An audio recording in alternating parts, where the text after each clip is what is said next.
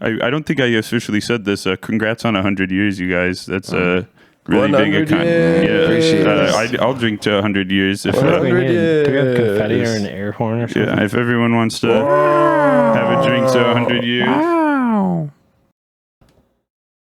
Hey, and welcome back to the TF Cast, your favorite arts and culture podcast. I'm your host, Grum, and as always, over in the tech corner. Hi, I'm Jared, and today is November 2nd. We are in the solarium. Awesome. Great job, as always, Jared. Today we have some very special guests on the TF Cast. I'm really excited to bring you Willis and Jacob, I believe, of a local media company known as Triple Falls. Willis, Jacob, could you take a few seconds and just kind of tell us what Triple Falls is all about and what you guys do? You want to start or should I? You go for it. All right. Triple Falls was a company that we started up in 2019. Mm-hmm. We were looking to host some stage performances and getting into a PA system at the same time, and we just decided that we had to get things a little bit more official. And down the road, we started getting more into camera gear and doing those kind of productions. Triple Fall. We wanted to start Triple Falls so that we could support the artists we were working with more at the concerts at Red Rocks and stuff. Yeah. Back when Red Rocks was starting to throw shows, we were involved with those, and we were trying to. I think it was mostly promote the upcoming shows. This is all pre-pandemic, so I don't feel like we've thought about the company like that in a while, but. That was sort of where it came from, and then we got a couple cameras, and then we got really deep into the podcast. That was in right as COVID started. We got more cameras because originally you had gotten that XT30, and the expectation there was we thought that some of the stuff going on in town with the local music scene was just not having the amount of online support that we wanted to see. So we wanted to do more on the promotion when we were putting our shows together. And that never really happened pre-pandemic. We never really got into that so much. We did one or two shows before everything shut down. And now we're doing stuff like that. But, in terms of things to be thankful from the pandemic angle, us turning into a company that does streaming and has more of a focus on having a big internet presence, I think was the right move for what we wanted to do. Definitely. And even this podcast, we had started it pre-pandemic, but I think it kind of became something that kept us together with a community and stuff like that. I know it was just sort of a question about getting started, but maybe we'll kick it back to you. That's a very thorough answer. Thank you very much. I think a big question on everyone's mind, I know me and Jared are always talking about it on the cast. Besides where did the mullet go, would be where did the name Triple Falls come from? So I guess the easy thing was we were just making a list of things that we thought would be locally, we wanted something that was local. And we knew that there was a waterfall down on the river that was referred to as Triple Falls. So we wanted something that tied us to the area. And we also, didn't want anything that would send us a cease and desist. So since that was the unofficial name of that spot, we were just like, hey, we can be Triple Falls Productions. And it's a good sounding name, and we like it. Also, I think, the people who are from Mankato, they're like, oh, Triple Falls, is that what does that have to do with you? And it's it's just our name. It ties us to the region. So I don't remember what any of the other names were. No, I wonder if we kept the list. That's my other question, actually, is if you remember any of the other possible names or anything like that. I'm going to look in a keep note quick. I probably had a bunch of I always like to, I don't know, pick a couple words and then randomize the order. And so we probably had a couple ones that sounded smooth or simple as I always think of Skrillex as the example, whose name was a word that no one understood, and then now is synonymous with the cultural thing. Am I allowed to share Jacob's experience with Triple Falls, like the actual physical place? It's all yours. Sick. Jacob, have you ever been to Triple Falls? Oh hell no, absolutely not. We're just like that's actually one of the, like, now at this point I've like not gone for reasons. But we've thought about throwing like a party or a show out there, but it is on private property. That's my definitely understanding. Not ours. We actually have no official connection to the space, so and some people say don't go there on our behalf. It's not called that. Like a lot of people say it's called Triple Stacks. Plenty of other names. The wonderful like side effect of this is that every like couple weeks, days, months, I don't know, we get tagged in posts.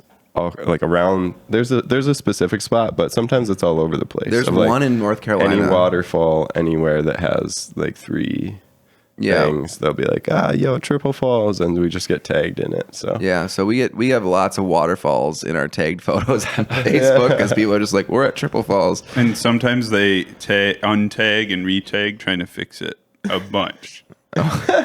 I've liked them too. I've just gone through and like the photos, and sometimes I'll put them on a story or something. Just like put them up there. Great question, sound guy Jared.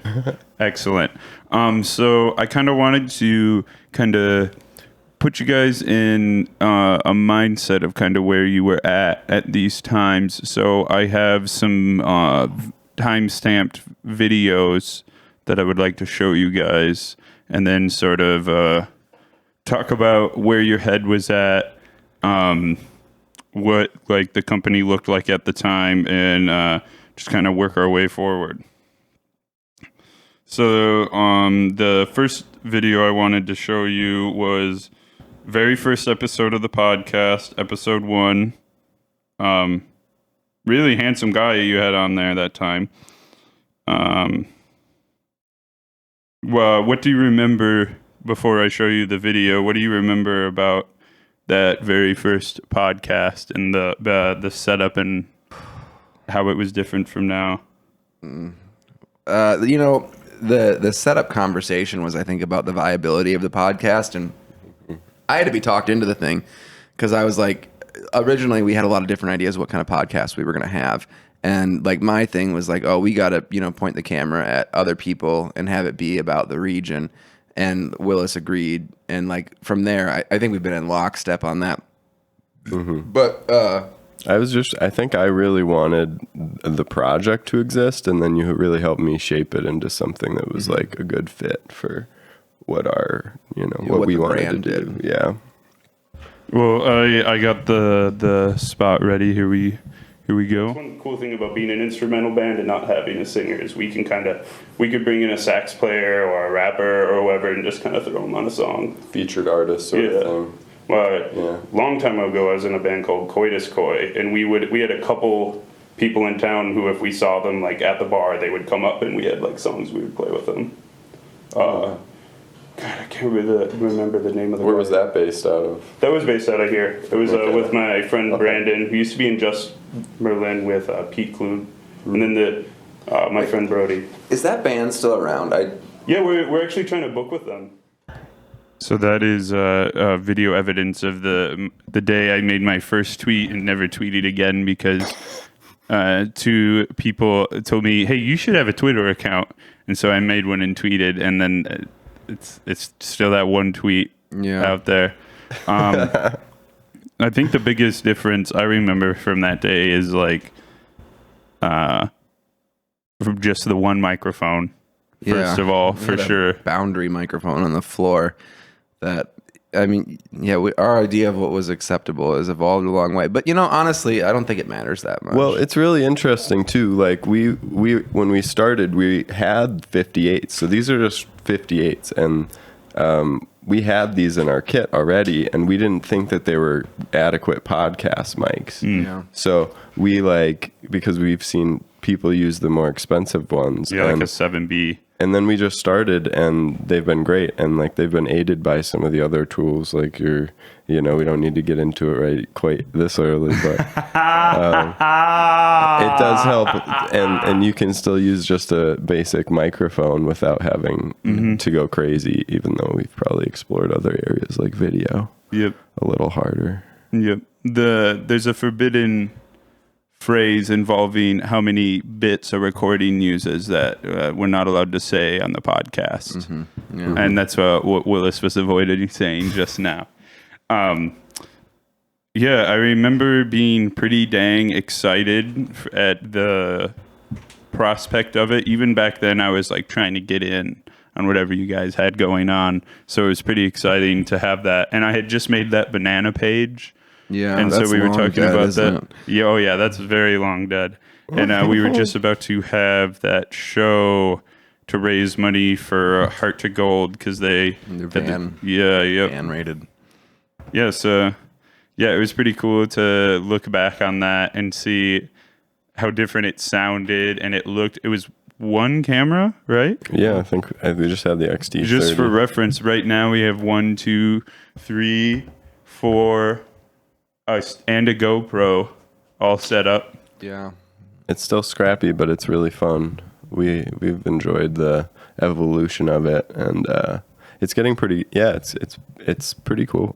So at that time, was that kind of as far as the vision was going? Was it about like you were like, let's try this podcast thing out, or were you thinking that was going to be like a pretty big pillar of the company and what you were doing, or what, or basically was it going to be like this big pillar part of the company, or was it going to be like something you were doing on the side? You know, I guarantee you that day you're like, and then one day we're gonna do 100 episodes and we'll look back on this and be like I remember from the get go like. Willis wanted to do the podcast for a long time. Yeah. Well, no, I like remember that conversation, and I was like me. I had elected to do to like be producer on the thing. So I was like, I'm gonna like that. That's probably why I was talking about Twitter, is because I was like, how am I gonna find guests for this? And hearing that and how nervous and inexperienced at public speaking I sound. I hope I've gotten better since then, but that I think we always wanted it to go as long as the company did, because there was the question is, if we're going to advertise on people's behalf for these shows that we had intended to do, why would people be paying attention to a company that only advertises? What are we going to give along with that? Mm-hmm. So I think that was one of the best ideas that we ever had. And I mean, we did then and do now plan to do the podcast as long as we can, I think. Yeah, it's definitely like it's a really central part of what the project is at this point, and the company too. And we're, currently and actively looking for other ways to make it additionally supporting the podcast and the company, because the company likes producing this podcast. It's a great time. We enjoy it. One thing I actually didn't get a timestamp of is Laura, I believe, was your very first musical guest.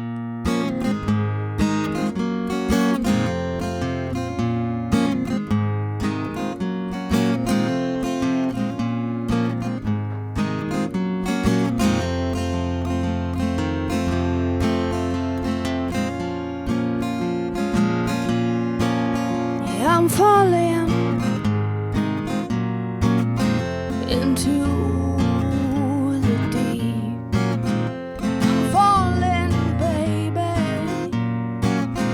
where it's hard to breathe. Was that also something you were planning on doing from the get-go, or was that something that just kind of formed as time went on? A lot of our decision making early on was around having guests that we were going to play on the stage shows that we were hosting, or like who were involved in the communities that we were connecting with. So it really was around, that was like the main idea. And I think it led us to people like Laura. And even in that podcast, it was interesting to hear how, or episode 1, the part you played, it was interesting to hear how little we knew of like Pete and some of those other musicians that I've gotten to know pretty well over the last couple of years. Yeah, it's really awesome. I'm trying to set up a Just Merlin Onion Bun new variant show right now. Cool, so cool. It's funny how things evolve. Yeah, you want to move on to the next video? Sure. Yeah. You guys are doing great. Yeah. Oh, How are Jared. things going back there, Jared? Oh, You having fantastic. fun?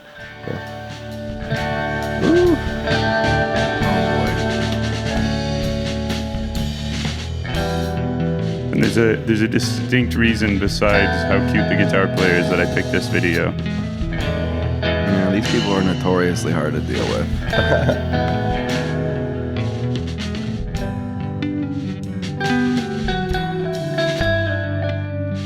I really like this one. Yeah, you used it anytime Onion Buttons played. You always use that one. We're very excited to hear that you have another album in the works. When can we expect to hear that, and what are some of the inspirations? So one of the main reasons I picked that one is there's quite an well, first of all, that was my first time actually interfacing with your company, and I think we actually did that before the first podcast episode. Is that right? I don't know. I think that's possible. It might be true. I'm pretty sure. That could. It was around the same time. It was around the same Because time. we started producing the first musical thing we produced was Bularoo. I remember it was like close to New Year's. We rented cameras for some of our early live session productions. Yeah, we didn't have that Fuji stuff yet. But I was thinking that, either way, that it went hand in hand. We knew we wanted to produce live session style videos with the bands that would probably come out before the concert that we produced with them. Yep. That was the vision, and I think something we'd still like to get back to if the stars align or whatever. Yeah. People have definitely been talking to me and asking me like about like if they can get in when the next ones are coming out. So yeah, that was basically my first time like really interfacing with you guys. I met Alec that day because he was a camera tech for you guys. And we had talked. I remember like coming. I'm pretty sure it happened before I was on the podcast, because I remember like one of the first times I hung out with you guys was like coming and talking to you about the onion bun thing in Red Rocks before it opened. We probably pitched the podcast to you through doing that video. We were like, this guy would maybe make a good first episode. Because I'm sure, yeah. Maybe we talked about it in the podcast. I don't remember. Yeah. I meant I wanted to listen to it before, but I didn't listen to the whole thing. No worries. But yeah, and then the biggest difference, obviously, in the live session, besides that you guys didn't do sound on it, is that you asked questions during it. Yeah, we were originally really modeling hard off of KEXP. And shout out to KEXP. You can see me doing my best Cheryl Waters. Cheryl Waters, KEXP. So tell us. And I think that we decided that instead of trying to do all that, we were just going to have the podcast be the companion piece. Because, watching those back over and over again, I want to skip the questions. So, I think that, I hope that we made the right choice.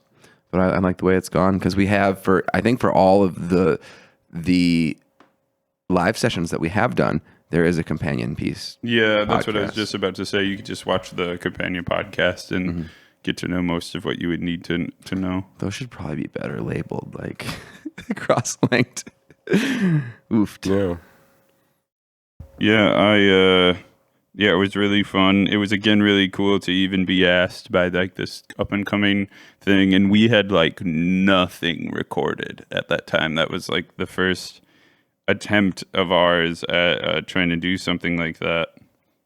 But the Bularoo one gets played from Spotify a good amount of time. Often it might be Jake at Wine Cafe playing it, but it's just I have one of the songs from that one on one of the playlists that is local, like the local music playlist. But I probably only play that like once or twice a month. That is one of our most viewed videos on YouTube.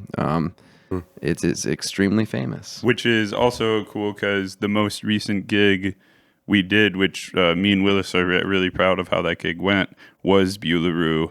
And it was my first time getting to do sound with them because I wasn't on that gig. That was like one of the last gigs before I joined, besides my own band. And yeah, it was really cool getting to work with them and put my own flavor on it. It was a good time. Jacob couldn't make it to that gig. It was for the Halloween party. Yeah, that's fun. Here I got an interesting one for you.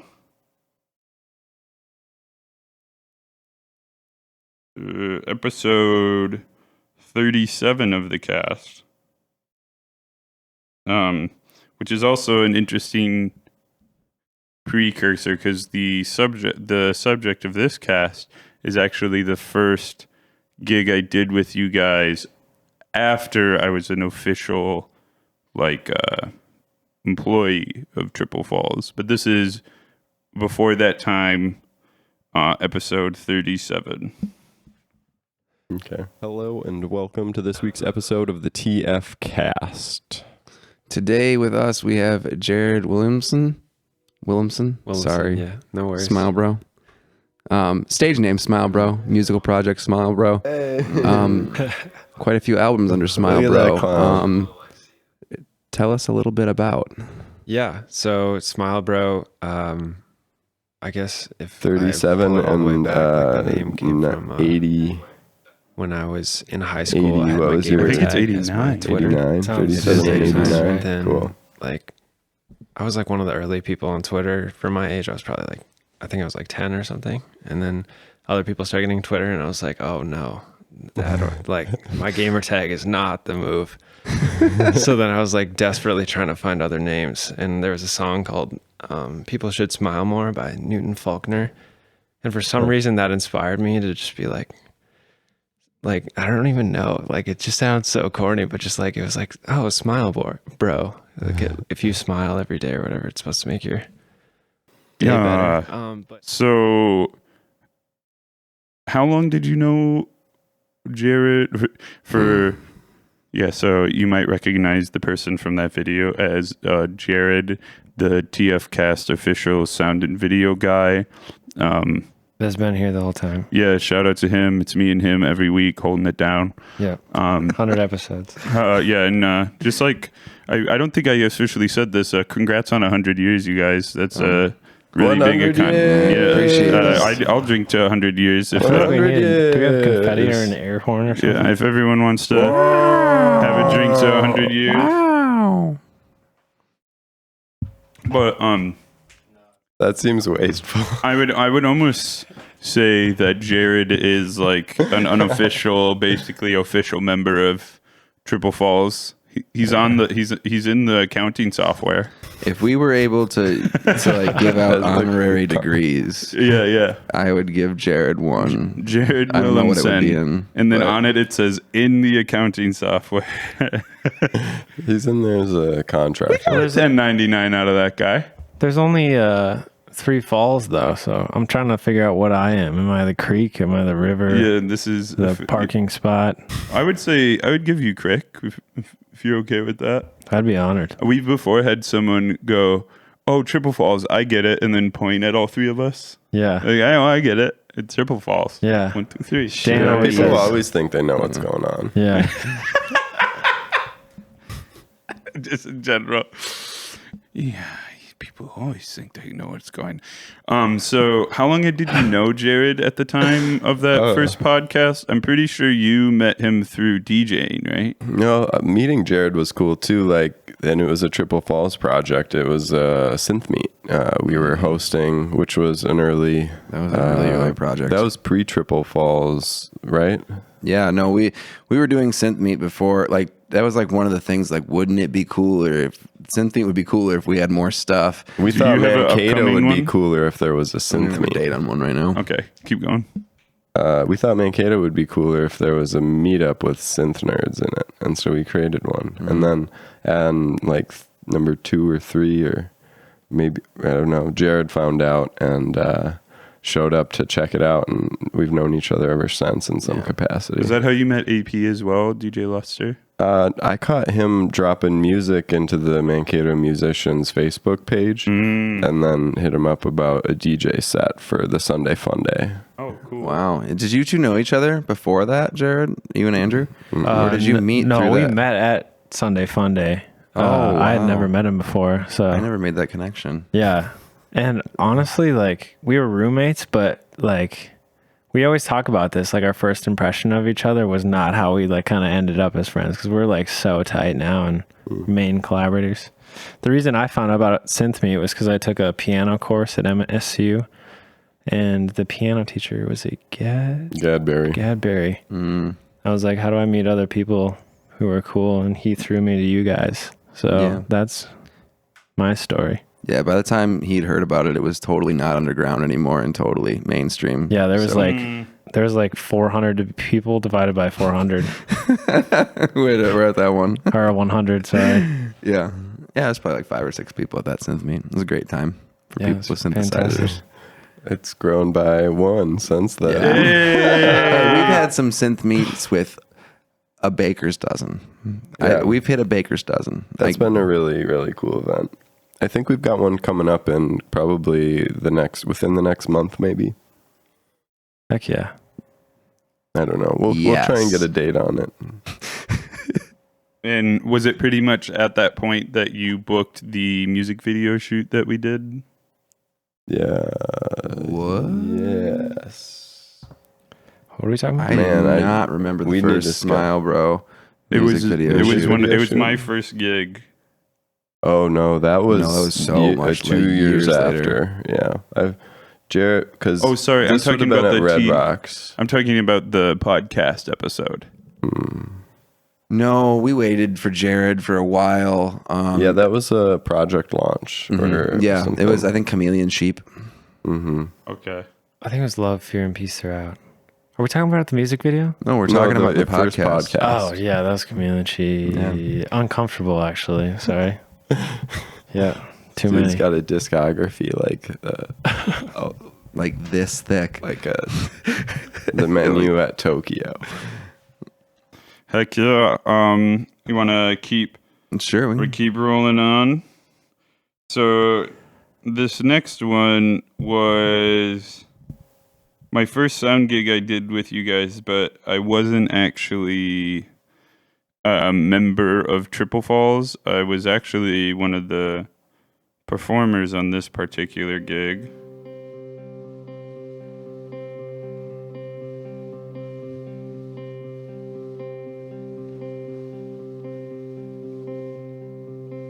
This was really cool for us to be able to do. That was like a lot of stuff like built to that kind of. Yeah. And it was like a moment in the pandemic, I think, too, that we all like had It to. was a proof of concept. You know, that was, Yeah. we did some things on that one, not the way that we do them now.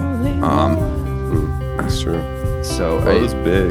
yeah, it was big. We did multiple bands because we had access to the Capitol Room, thanks to, you know, Dan Dinsmore for letting us in there and using the space. But- Wasn't an easy room too. Like I was pretty green in the sound world, and so that was a fun room to get to try to tame. And it was the first time that we had used the multi-track recording through the X32. Yeah. I mean, also interestingly, that whole thing was just mixed back live on the X32.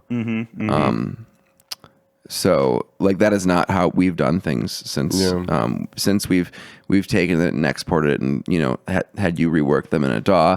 But, you know, originally the idea was that we should be able to like crank these things out in like, you know, a day or two because we wanted to do a bunch of them.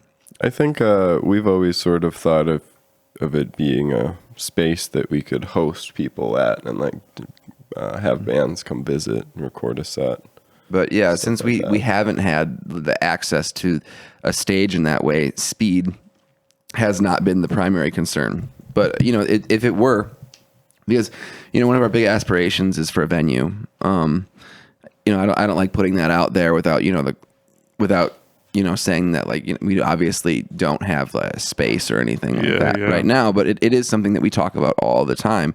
So if that were to come around, I think speed and having like a large presence digitally and putting out a lot of content through that stage would be important to us. So we might change things then, but we just focused on fidelity after that happened, because I think doing the best to showcase the people who we've had the privilege of working with is putting our best foot forward instead of just turning it around a couple days faster. Yeah, I agree with that as well. And it's kind of a double-edged sword, right? Because I like that we have like all these videos in vastly different places with vastly different feels for each band, but it also on our end makes it so every time is a setup, every time is a room dial, every time is a hope that the power works. And it goes both ways, I think. As an outside party, I think that experience is invaluable, because like once you do have a venue, you'll kind of know what you're trying to get after, and you'll have failed like in 1,000 different rooms. And what rocked about what room? What sucked about what rooms? I'd like to keep it down to like maybe 85 failures in different rooms. We're at like maybe like 12 now. I want a snake in every wall and 10 outlets in every room with 4 circuits. Sure. And that there's also that really, I tried to find it. Maybe I'll find it before this gets posted, but there's a really funny video of the Onion Bun guys asking me about what information we're supposed to say in the promo video.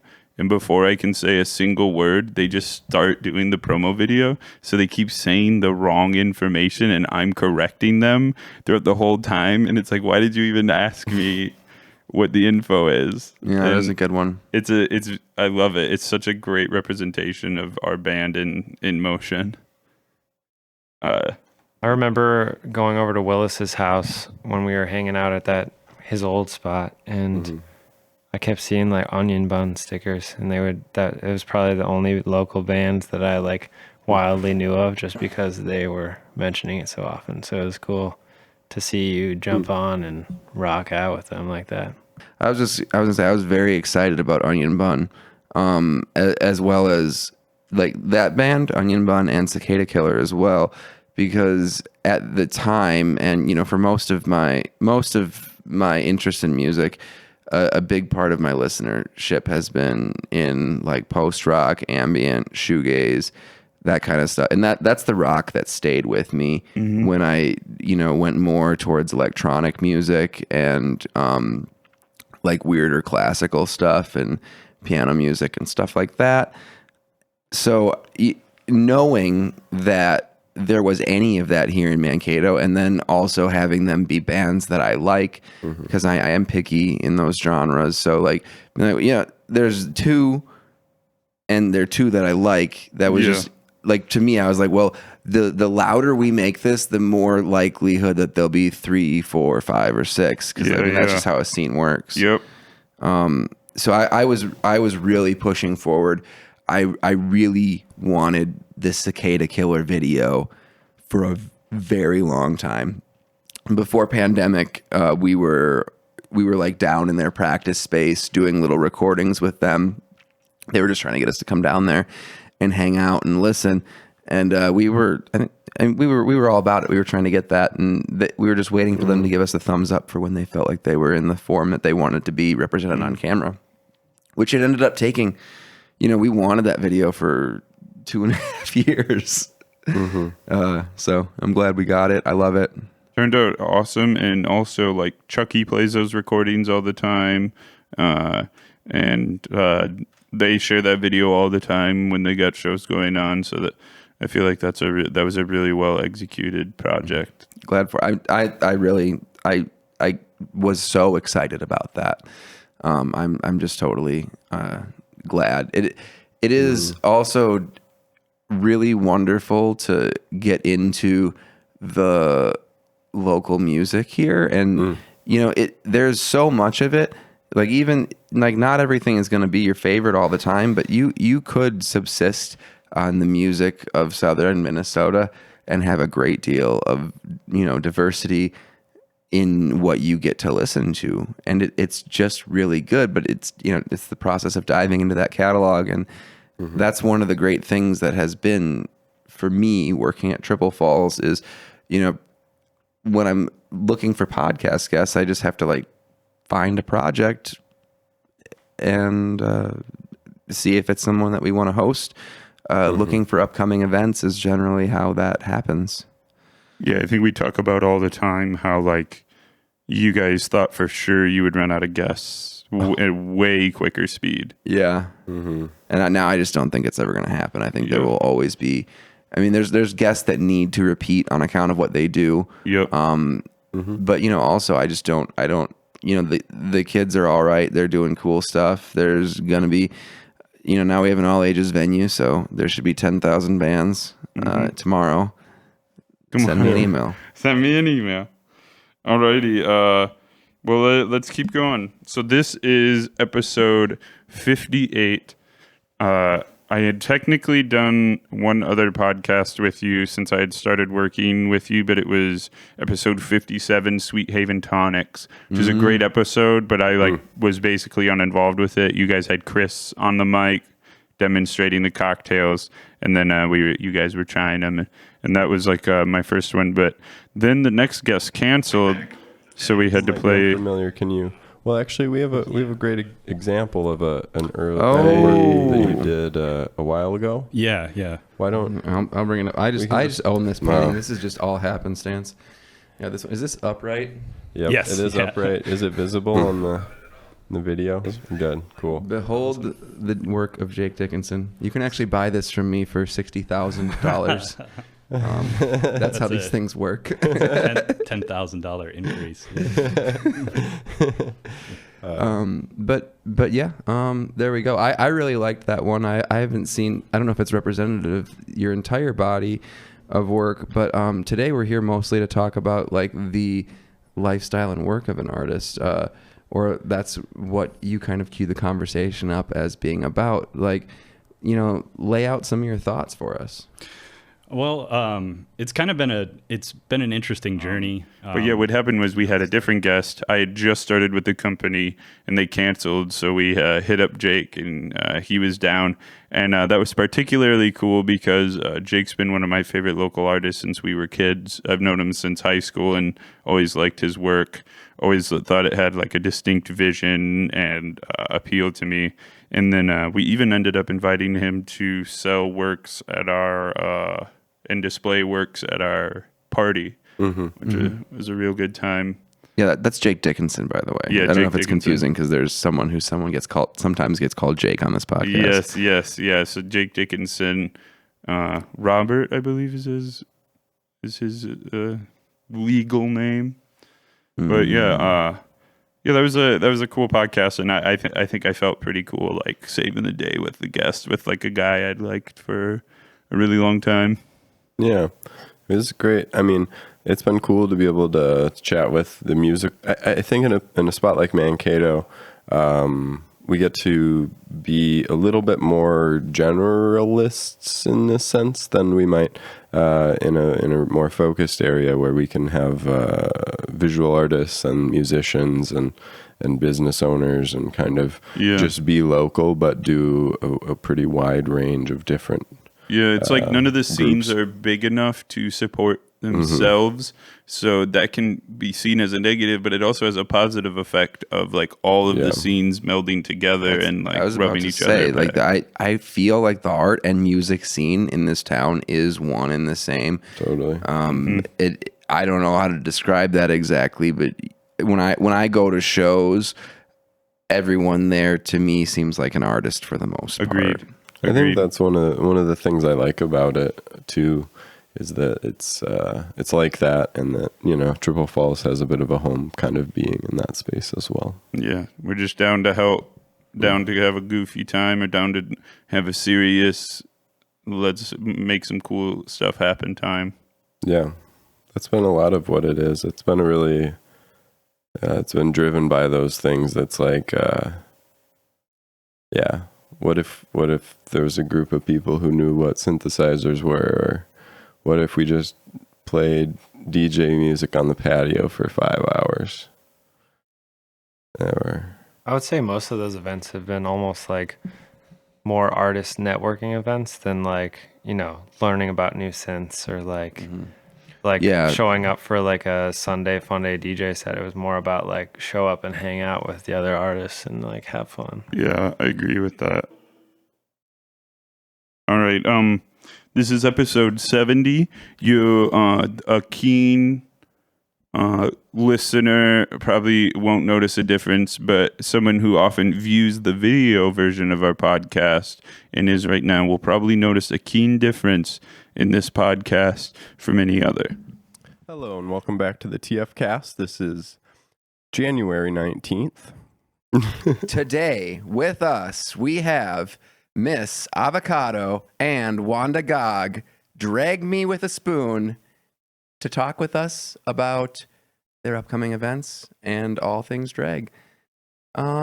Introduce yourselves. Tell us everything. Well, I'm Miss Avocado. yeah. And I'm Wanda Gag. We're your live-in gal pals. So, for the listeners, during that intro, Willis is sipping from a teacup off of a saucer and is in full drag. Besides our pants, secretly we're wearing regular day pants, and as well as Jacob. There's actually a little part a little later that I'll try to find where I didn't have anything to say, so I just like cut to me and I go like this into the like wide-eyed into the camera at one point. But yeah, so I think that actually is one of the first few we had the float recorder for. I don't think that's wrong. We all got in full drag, which took forever. 2 hours. Yeah, and that wasn't even like it. It all got so out of control. It was like, oh, we're gonna have drag queens. Like, great, that's gonna take extra time. And it was like, maybe we'll do drag face. And I was like, okay. And it's like, well, maybe we'll all be in full drag for the whole podcast. And it was like, okay. We ordered pizza up here, and I'm sure it was the. Oh yeah. That guy walked in and we're just all in half drag and recording a podcast. We were mid podcast too. Yeah, right? I one thing that was cool about that too was we thought we didn't want to ask Wyatt and Alec, who first of all are great friends of ours, both professionally and personally. Just really, really cool dudes. We like a lot of the same things. I like hanging out with those cats. But we just basically assumed that asking them to do that was too much. So we were trying to like basically lowball it and be like, well, would you maybe do some eyeliner? And they're like, well, would you do full drag? And we were like, oh yeah, let's do it. Let's go. If there's anything we can do, it's commit. Yeah. And it's been I've wanted to do drag for forever. So for me, it was amazing. I really had a great time. That was a really fun episode. It was. It's like stuff like that you wouldn't have expected you would have as a result of starting a podcast. Yeah. Like, you're not really. That's not on the list of things you'd find in that like list of 10 reasons why you should start a podcast. That would probably not be on there. And I would do drag again. I would put it on my list now. Maybe we should write one of those. Yeah. Would you guys do drag again? I quite enjoyed it. I don't mind drag. It's like more work than I would do. Yeah. Generally, I mean that's like what keeps me from doing most things. Is like I already have like all these high work. Hobbies. I would love to do the performance, but I don't think I would want to like invest the time and money in like amassing a like wig and dress collection and amassing tracks, choreographing everything. I really like, we've had the opportunity to do production for some of their events out at Chankaska, and those have been big events that have been fun for us, and it was really I think it played to everyone's skills. So in that way, you know, I feel like I still am, because you get to contribute. Yeah, I love it. It was a real like you said, a dream come true that I never thought would be through the podcast. Like I got to do drag, and now I work directly with like really talented local drag queens, and it's a cool thing, especially because I used to go to shows of, I won't name any production companies or anything, but I used to just hate the production at so many drag shows when it came to the sound. Like I always used to be like, this could sound so much better. So it's cool to be able to run the sound at them now. I just thought that was cool. Yeah, I think a lot of stuff happens like that where you get excited to, you're like, I think I see an opportunity for me to be helpful here. Well, this is the next video. Give it names.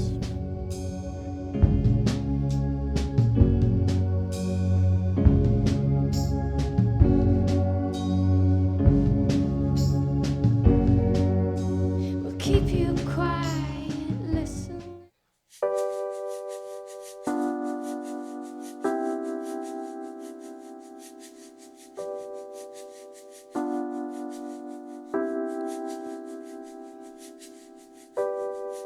Changes in pressure and weather. The 7 of Wands reversed. This isn't discovery, it's just reinventing, yeah, it's marketing. Doors closing and windows stuck. You're clearing down the nose, not yet lined up, but it's all golden light. You know, one of the last call it what, 2, 3, we'll figure out the number of years, definitely more than one.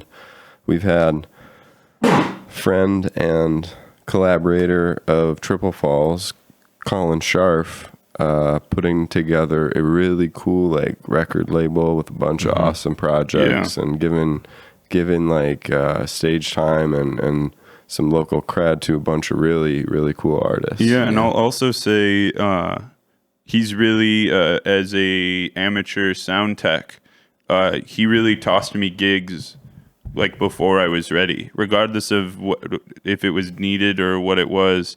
And now I would say he's one of my main freelance clients. Cool. So it's not only does he support Triple Falls and have that cool thing going on, but he does support like other local artists and local techs, and also he always gets his techs paid. Yeah. Well, you know, if anyone doesn't know, definitely check out Goldmine Studios. Precious Metal Records. Yeah, Precious Metal Records. Wait. Yeah, Goldmine Studios is LLC. Yeah. Precious Metal Records. Check out Precious Metal Records. There isn't a bad band on it. Yeah. Yeah, we totally agree. Yeah. We had Silver Summer at the Halloween party. I had a lot of fun. We did while I was doing lights and you were mixing. Yeah. That was a lot of fun on that Yeah. one. Also, Precious Metal Records has like my favorite bass player in town. I friggin' love Ed, and I love his bass tone. Yeah. Me and him are always like passing notes. He's like, does this sound good in the room? Do you think I should pull down the mids a little bit? Is it too bassy for you? And I'm like, oh man, I love you. This is great. That Given Names one was particularly fun because it was the first time we really tried to activate our idea of like really trying to make it a community event. Let's get some influencers in here. We had Abby doing art in the back, and actually at Abby's show, the #1 selling art piece, she literally sold out in like the first hour of her show, was the piece she did live painting at the Given Names event. And that's also the day I met Bailey that day. I met James that day, who are now good friends. I was way too early to James's wedding reception recently, and it was like literally me and his family for like an hour.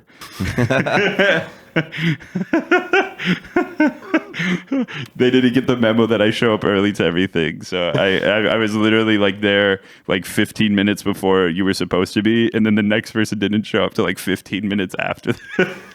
So funny. I did that at the open or showcase the other day with Dan. Yeah. Me and Dan were hanging out strong for a minute. But that was a really good time for a lot of reasons. It was just. We also had Emily Stark and Jasmine were there. Yeah. That was awesome. Emily took some great shots and some really good B-roll that I believe you're taking, where you're walking outside and you can just kind of see everyone like hanging out and watching the sound check. Yeah, and then there's that awesome onion bun cover they did. That I'll have that. Bang, Bing bang. bong, bing bing bong. Yeah, I really love that. Real heater, yeah. Yeah, and I think we just really executed that one well. Came out well on all accounts. Yeah, and then only one more video that I got. It's a heater though.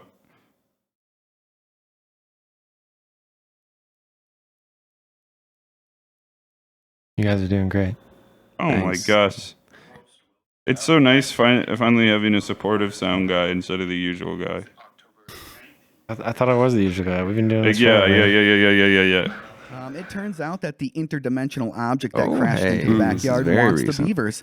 I've never felt such feelings of reality. Podcast Such power friends. should be mine. That's my best Podcast interdimensional friends object with the impersonation. podcast. So I will be continuing to do it. The beavers are still only interested in Oxnard or candy. Don't mind my brother. Actually, we are wondering if we could possibly meet the best actor in the whole world, Mr. Oxnard Montalvo. So the beaver lingo, It's great. I'm willing to bet you remember most of that. I do want to talk about that day, but I do also have an ulterior motive. So that was earnestly some of the most fun I've had on a podcast. Like just the way they had everything broken down so well. It was so fun to talk to them, getting to do the homework of watching it. I watch a lot of like review YouTubers and stuff like that who do a similar thing, and yeah, like I'm borderline jealous they're doing it without me. Like I might have a second company I try to weasel my way into. Just kidding, guys. And, They got a cool project. yeah, that was really fun. It was also cool that you guys had never seen Angry Beavers, because that's a weird show to just like get thrown into, not knowing anything. Yeah, and it was like there was a lot of things going on. Like I've known Trav since I was a kid, it's cool to like know someone from a long time ago, meet him back when you come into town, and then hey, you're doing similar things, 20 years later. So it's I'm glad that they're doing a podcast that I also like. Yeah, more podcasts are cool. And podcasting is a great way to like explore stuff. Like they're just exploring something that they're interested in. Yeah. And you get that too. You hear them do that when they're in their episode, they're like nerding out, and Yeah. you don't need to know everything or do everything. You can just kind of like hang out in their room. Yeah, and I earnestly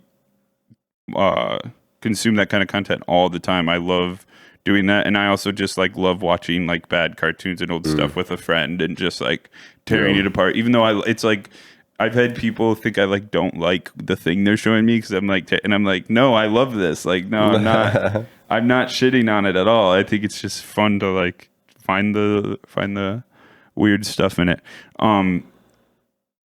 Yeah, the other side is I kind of just wanted to get a general, now that we've kind of watched and kind of caught up and gotten to the mindset, I just kind of wanted a basic synopsis of like, what did you think was going to work that didn't, or was there anything that you were like, this is like what the brand's going to be, and it like totally shifted? And then the opposite, is there anything like that you never would have thought would have be the case and ended up being something that like is really prominent in the brand? And you don't have to answer both, just like kind of a thought of just like how different are things now from your thought process then, besides obviously having a loud dude with a mustache yelling all the time.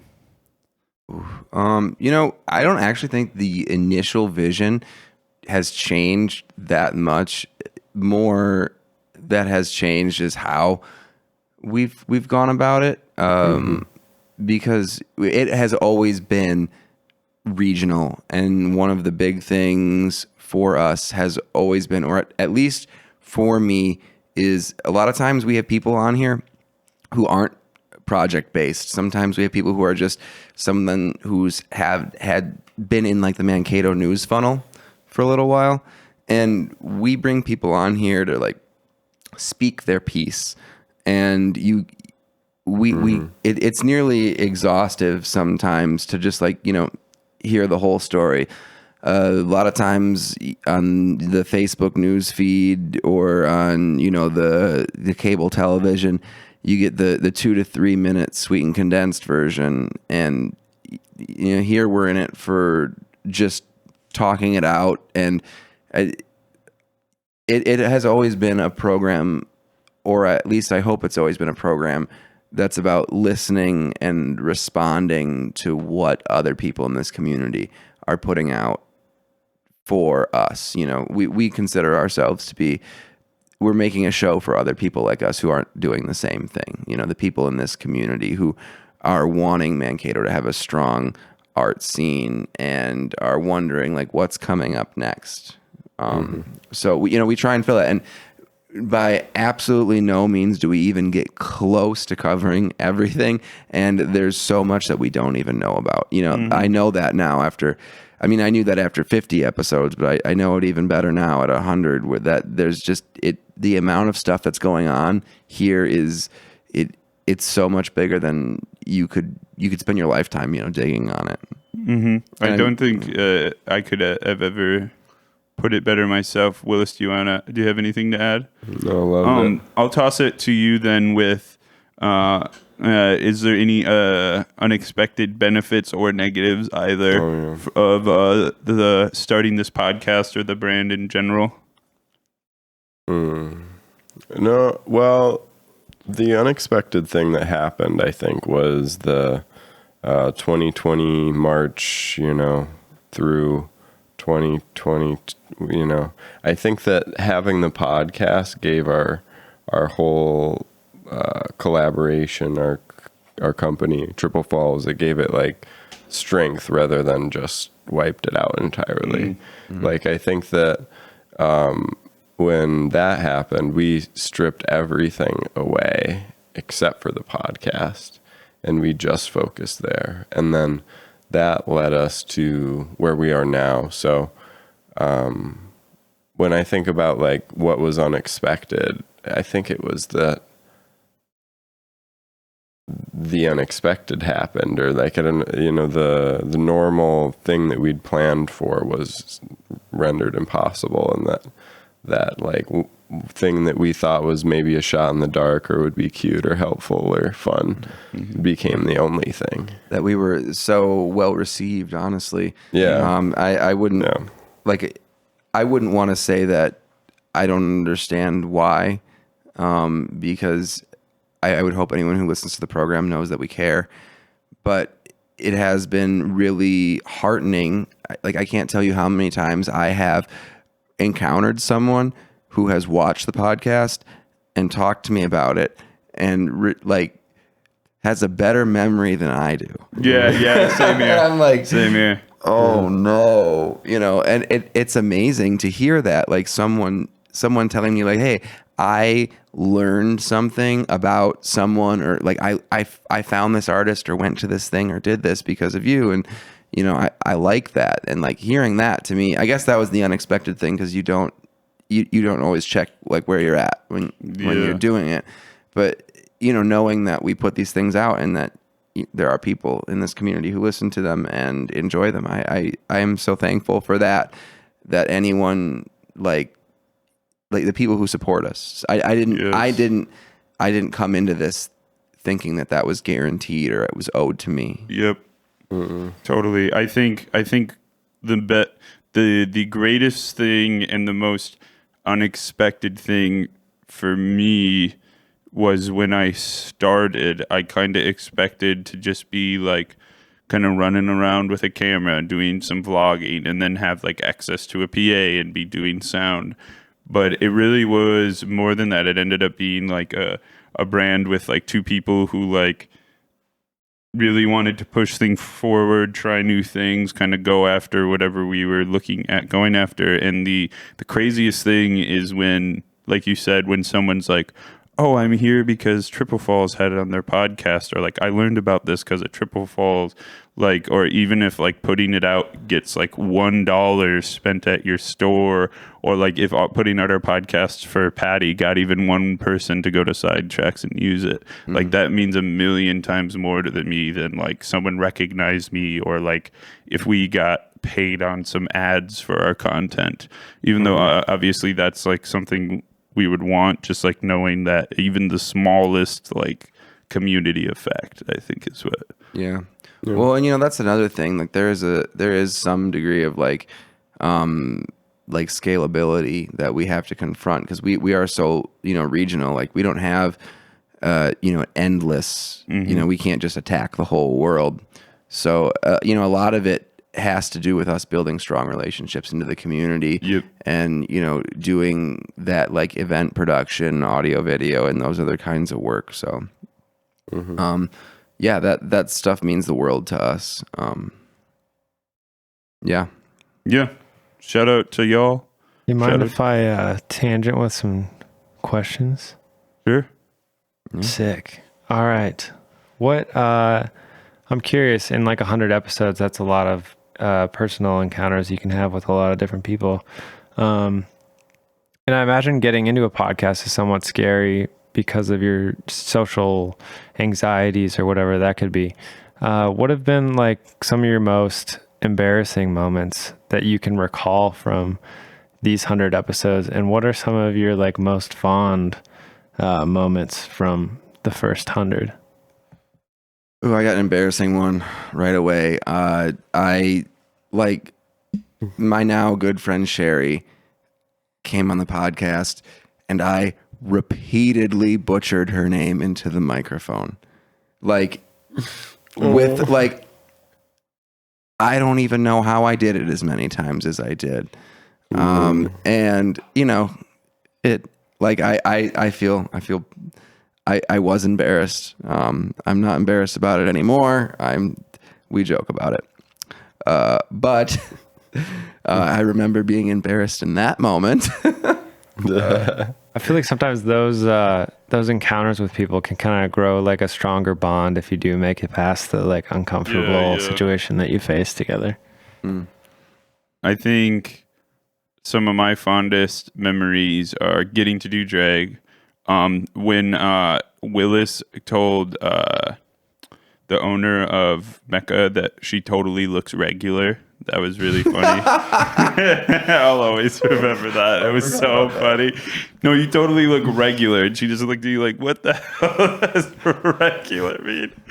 Oh, I'll always love that. There was like a 3-week period where I kept accidentally calling Willis Wilmis, and I don't have an explanation for that.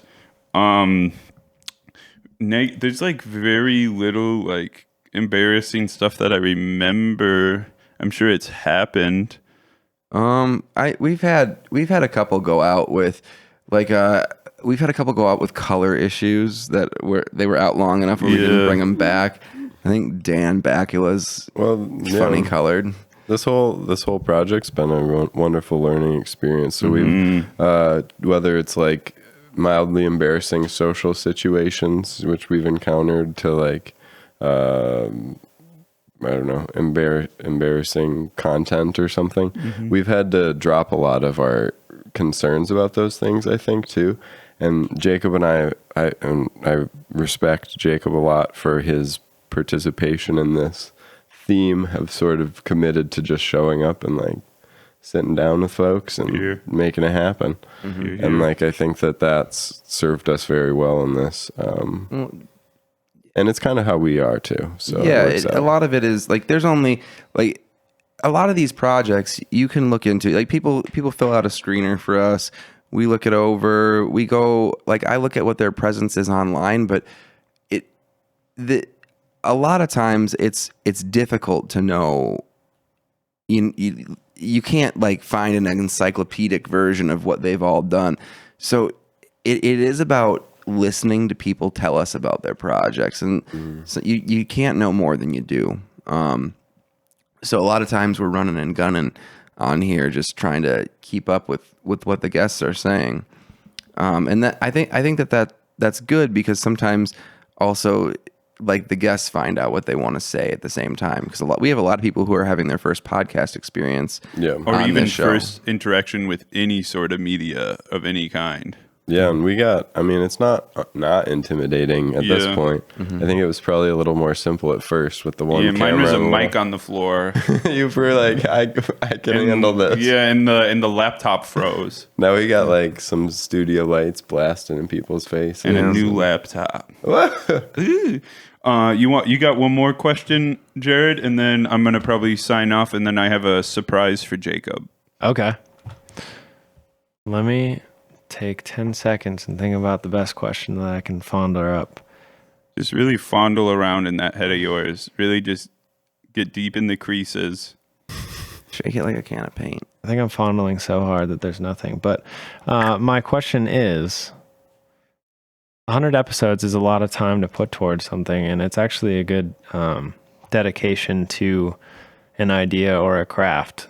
And I commend you guys for sticking to it and like actually coming back to this week after week, because I've been behind the scenes a couple times and seen the amount of work that goes into loading a truck, bringing 4 cameras here, lighting, rocking them up on the ceiling, having an insane setup for a free podcast that you're donating your time to a community that thankfully loves you back and rewards you. But how does it feel to set a goal and create something beautiful and then prove to yourself that you can show up 100 times? I live here. I don't go that far.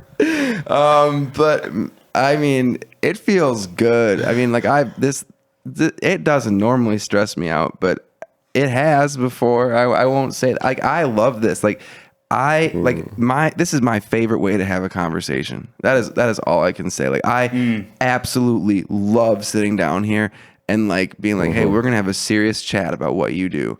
Yeah. And then like we like ask the regular, like, get to know you, like what is your project about, what's this, and then we talk about whatever, and you learn something about that person. What would my life be like had I not met almost 100 people? And like that's really the thing, is like even the people who were on this show who I knew, I didn't sit down and talk to them for an hour, most of them.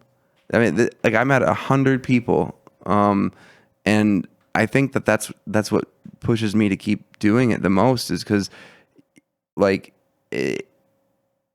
everything is so big and developed, you know. Everyone has projects, you know. I don't think I know anyone who's just sitting at home doing nothing. I mean, that's exciting to me. I don't even file that talk you hear sometimes about, like, oh, Mankato's like a small town, like if you want anything to happen to you, you gotta go. Like, I just file that under fiction. You know, I hit next because you know, I know the depth of what's going on here, and I want to show that to people. So yeah, I guess in some ways the scope of the thing has changed, that I now have a personal agenda in advocating for that arts community. Yeah, I like how you said goal, and my whole thing is that, like, I felt like originally I threw it out there as a goal, or like I wanted it to happen. I'm like, something like 100 episodes would be sick. Like, if we got to that, it would mean we would have done it for about 2 years-ish, plus a little bit probably because of skipping a few weeks, and that we would have spoken with about 100-ish people, probably less because we've had a couple repeats. But you know, I wouldn't have thought that it would have actually happened. And now that it's here, like, I don't know. I'm not like, I just know that next week I'm going to be here again, and I'm excited about that more than I'm like, I know this has been fun. Like, I've pulled up and we've been trying to like celebrate a little bit or have fun today, and 100 years. 100 years. 100 So years. Catch us on the town. but yeah, night. like I'm just ready to keep doing it too. Like, I think that 100 feels like it's stabilized itself. Yeah. This isn't maybe. even my final form. Yeah, you but know? yeah. It's felt good. It's felt good to get here because it's been really fun, really rewarding, and I don't see it slowing down either. So I'm just excited to show up again next week. Do we have a guest next week? Nobody knows. Yes. We'll find out. Well, I'll do my sign off here because it kind of is the answer to this question anyway. And then we got a surprise for Jacob. Right away, Triple Falls hit the scene. I was like, what the heck is this? I need to be a part of this. What is going on? You guys put out that thing with Baylor Rue, and I was like, holy Cazzoli, what are these guys doing? I want to be involved. You were active during the protests in ways I wanted to be, and I'm 47 episodes in. I'm not actually 100 episodes in, and yeah, I just love it. It's I'm so thankful, and even not only inspiring me in the like wanting to get involved and wanting to be a part of the company, but I think and I'd be surprised if you guys didn't have this effect on other people, but I just think you guys making stuff happen inspired me more to like push myself in my music and in like just bettering my life in general. And like straight up, I was able to quit my job and focus on music in a way you guys didn't even allow yourselves to do for the company. And like, I probably wouldn't be near where I am in my career outside Triple Falls if it wasn't for my career inside Triple Falls. So yeah, I love Triple Falls, love you guys, and feels surreal still. Like even something as simple as we're getting like phones that like that feels big. Feels Well, unreal. We're glad to have you. I appreciate the Yeah. statement, and I love you Yeah. back, Zach. I Oh, love you too. aw. Well, I'm gonna pass this to Outside Grum, and we got a surprise for Jake.